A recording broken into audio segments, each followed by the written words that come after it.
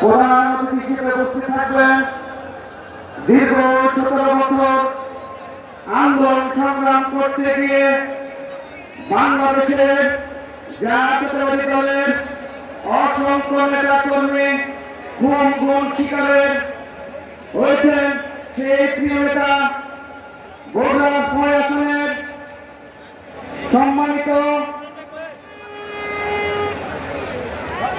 সংসদ সদস্য আমাদের প্রিয় নেতা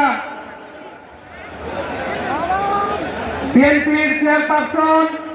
জনাব তারেক রহমান। সংগ্রামী ভাইয়ের আমার, সর্বপ্রথমে স্মরণ করছি সেই মহান নেতা, স্বাধীনতার ঘোষক